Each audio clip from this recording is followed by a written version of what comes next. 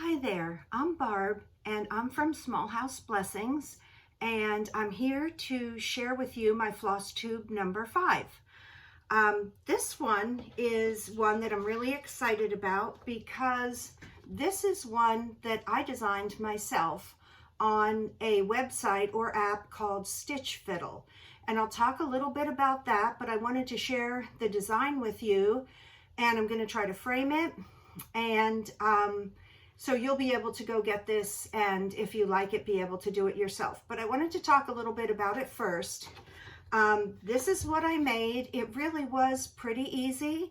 I am a card maker for many years, so I'm familiar with making designs, and this was somewhat similar to making a design. So this is the pattern, and this is what I have created.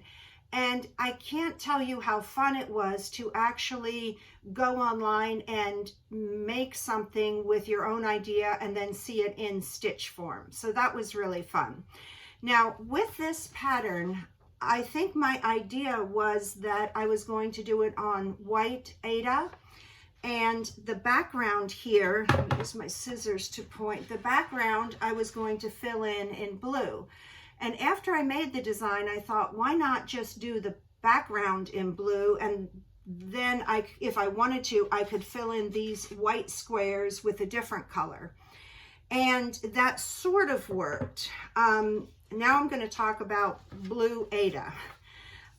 This is actually blue. I'm not sure how it's going to look on the screen, but this blue Aida came from Joann's, and it said that it was light blue, and it looked light blue in the store compared to other colors of Aida.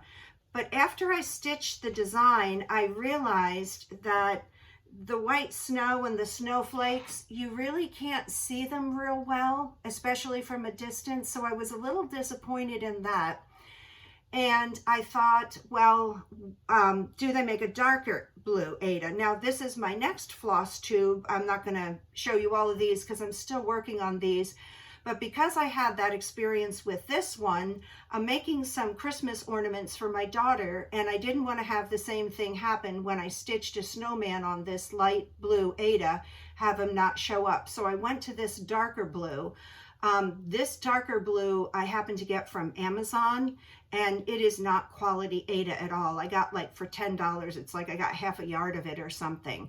But it's good for these ornaments because it's really stiff, and I'm just going to mount them to felt. And but the blue is a really good color. There's part of me that wished I had stitched my original home pattern in the darker blue.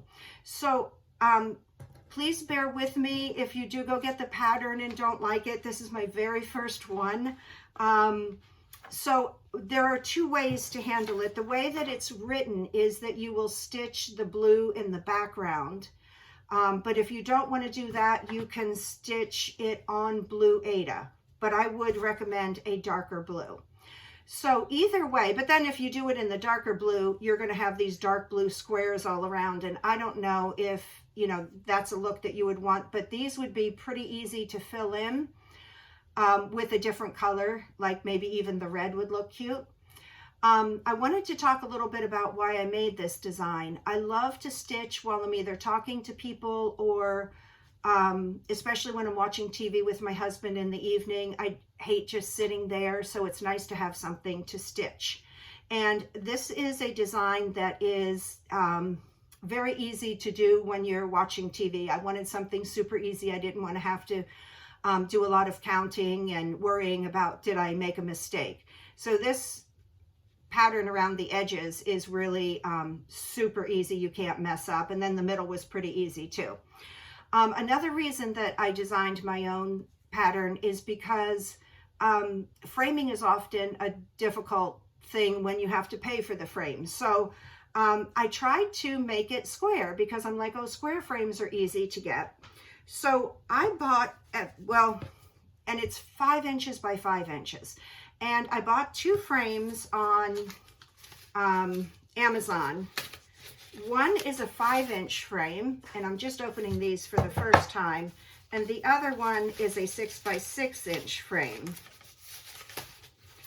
And it occurred to me that the 5-inch may fit, but it might go right up to the edge. And if you want a little border, you might want to do the 6-inch frame. But these were like $6 or $7 each, which I'm like, that's really affordable, especially for a Christmas piece.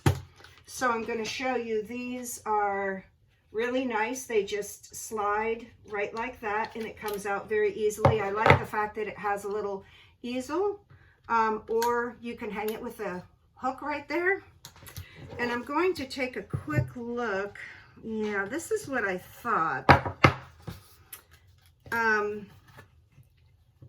I think that the 5x5 is going to be a little too small. I mean, I think it would work, and but I think it's the pattern is going to go underneath it, even though this is a 5x5 and the pattern's also a 5x5. It looks really cute though from what I can see here. But I think what I'm going to do is reserve, this one has a little tiny nick on it, and I just opened it up. But I guess that's what you get with a cheap frame, but I can touch that up with either a Sharpie or some paint. So this is the one that I'm going to be framing it in. And also note that this isn't glass. I don't like glass on the front of my cross stitch anyway, but if you do, you're going to be disappointed because this is a cheap piece of plastic. I could probably even use this for my rubber stamping. So for the Stamp-A-Majig, I don't know if any of you know what that is, but that's the consistency of this. So anyway, I will probably come in and mount this like that. So there's, oops, going the wrong way. So there's a little bit of a border around it. So I will mount that and give you a review of how easy this was to mount in this frame. And one thing I'm noticing is, like, I don't really have anything to mount it on. It didn't come with cardboard or anything. I just have the back and then this, which I probably will not use. So you're going to need some mounting board to go on this. But anyway, I will be back and show you the finished product, and then I will put the link to my website down there. And the pattern is my very first cross stitch at Stitchfiddle that I've actually downloaded and done. And it's fun to play around with. I'll talk about Stitchfiddle in another video, but it's...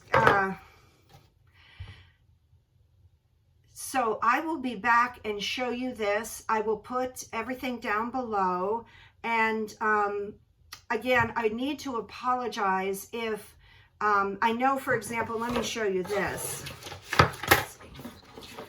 It's going to print on 2 pages. And this little bit right here is the legend for the colors. And I should have been able to put that on the bottom of this page, but I don't know exactly how to do that. And Stitchfiddle is really cool because it's only like $5 a month. So I really need to try that. But also with the free version, and this is the free version. If you want to just give Stitchfiddle a try, this is what you can create. But unlike professional patterns, there are just colors here. There's no design over the color to differentiate like a lighter red from a medium red or something.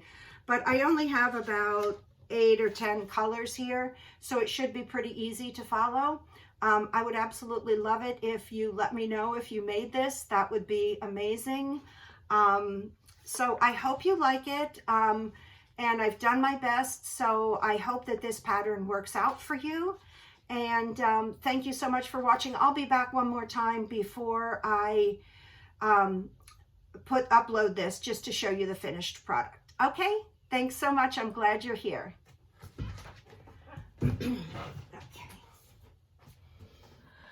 Okay, here I am in my dining room, and I thought I would share this with you in case you're like me and are trying to mount something and don't have a light box. I've got a piece of mounting board, and it's sticky on one side, and I've already peeled that off, and it is not sticky on the other. And I had a hard time lining up the work with the board exactly. It would be a little over this way, a little over that way, and because it's sticky, it was really getting annoying. I would like to get a light box at some point, But what I'm going to do here, and I hope this will come out, I'm going to go to my door, my sliding glass door, and just hang that up.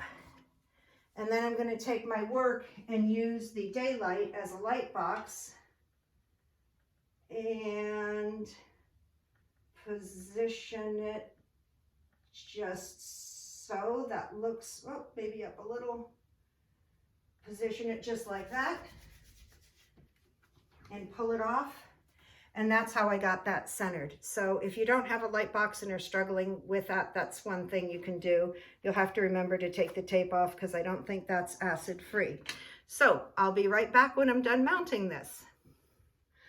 Okay, hi again. I'm back and I have finished off the back of my project, and I just used a little bit of hot glue after trimming it down, and because I didn't put my initials on the front, I just signed it and put the city and the date. So maybe someday my grandchildren or great-grandchildren will look at that and say, oh, cute, but I did it upside down. I guess it doesn't really matter. So I wanted to share with you, I did use that mounting board, and it seems like it's pretty thin, and I think it should do well for this frame. The frame that I got has a groove on the inside, which means that this piece has to fit into that groove, and then the slider things will keep it shut. Unlike other picture frames where it doesn't matter if it takes up, you know, more room or something. So you'd have to keep that in mind.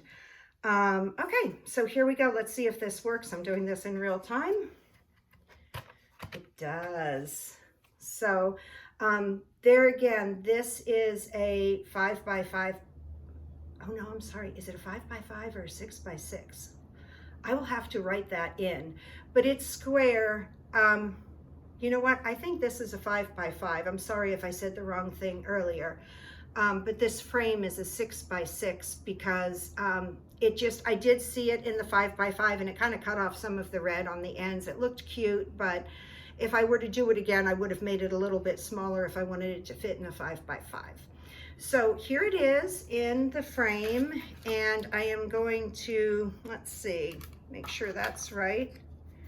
I'll try to do this on camera, and then that will just go right in there, and it looks like with just a little bit of pressure, these slider pieces will slide right in. Yeah, and there I have it. So I'm so excited. It was really cool to actually design something and see it from start to finish. And I can't put it down on the table, but this will give you a little idea. We've got a little easel, or it can hang.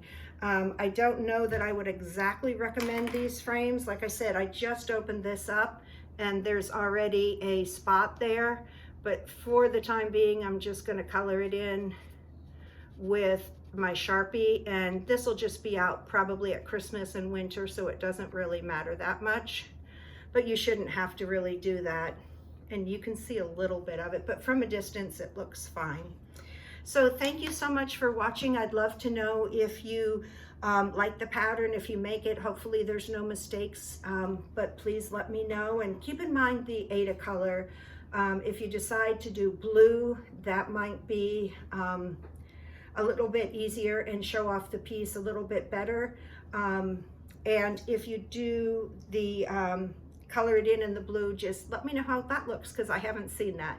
Thank you so much for watching, and I really appreciate all your comments. It's been such a blessing just being on FlossTube.